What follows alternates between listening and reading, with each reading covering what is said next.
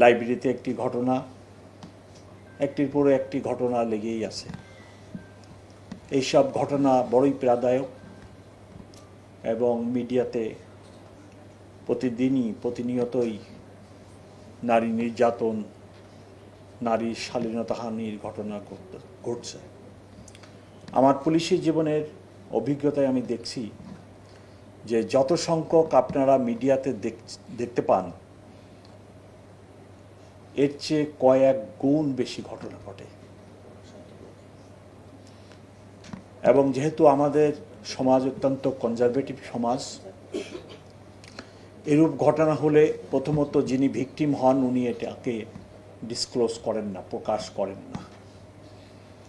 এরূপ ঘটনার সংখ্যা বহু। যিনি ভিকটিম হচ্ছেন উনি নিজেই ঘটনাটাকে আর প্রকাশ করেন না। তারপরে কিছু ঘটনা ওই ভিকটিম তার পিতামাতাকে জানান। পিতামাতাও এই ঘটনার ডিসক্লোজ করেন না, প্রকাশ করেন না।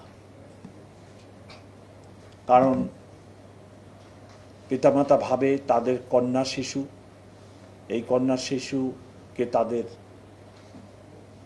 পরবর্তী জীবনের কথা ভেবে, সামাজিক বিষয়াদি ভেবে, কমিউনিটি রিঅ্যাকশনের কথা ভেবে, কন্যা শিশুর মানসিক বিষয়টিকে ভেবে ওনারাই পিতামাতাও এইসব ঘটনাকে লুকায়।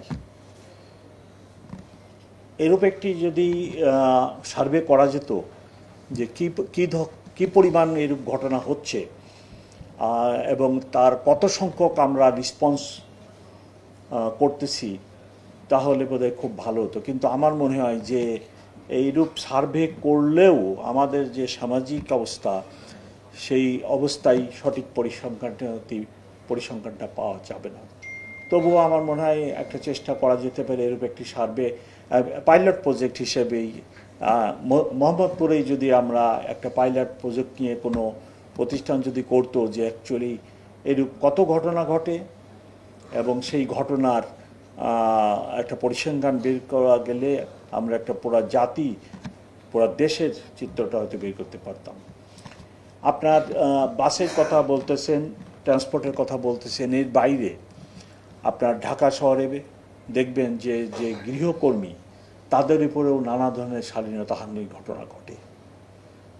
তারা আমাদের সমাজে অনেক নিগৃহীত, তাদের কথাগুলো খুব কম আমাদের সামনে আসে। আপনারা মাঝে মধ্যে এক দুইটি বড় ঘটনা হলে মিডিয়া পার্সোনালরা বিষয়টি আমাদের সামনে আনেন, আর বাকি সবই আমার মনে হয় যে 95% নিয়ে আনরিপোর্টেড, ডিসক্লোজড হয় না বা ওই অবস্থাতেই শেষ হয়ে যাচ্ছে। এই যে গৃহকর্মী, তাদের উপরে নির্যাতনের কোনো শেষ নেই, অবর্ণনীয়। তাদের পারিশ্রমিক দেওয়া হয় না, তাদের থাকার জায়গা। আমি খুবই মর্মাহত যে আমি শিক্ষিত একটা মানুষ, বড় চাকরি করি, সমাজে প্রতিষ্ঠিত।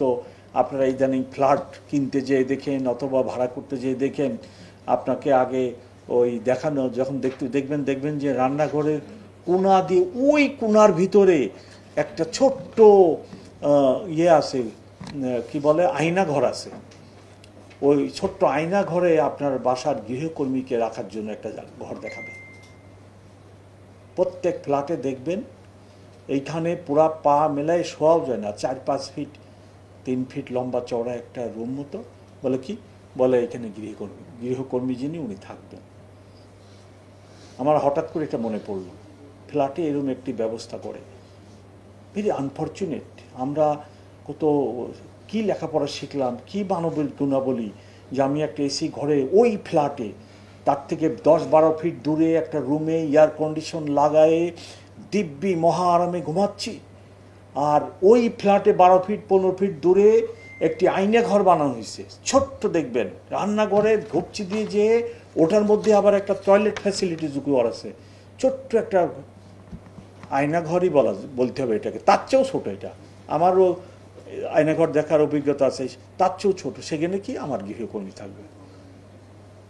তা আমি অনেককে পরামর্শ দিই, ভাই এই কাজটা প্লিজ এই কাজটা আপনারা করেন না, এই কাজটা করেন না। আপনার যদি রুমের অভাব হয়, আপনার ড্রয়িং রুমে একটা তোষক কিনে নিয়ে এসে ফেলে দেন, আর ফ্যানটা ছেড়ে দেন, এসিটা আছে আপনার, ছেড়ে দেন, আপনিও এসি ঘুমান, গৃহকর্মী এসি ঘুমান, সে তো হিউম্যান বিইং। আর ইসলামিক দৃষ্টিতে যদি বলেন, তাহলে তো আপনি তো একটা বিশাল পাপ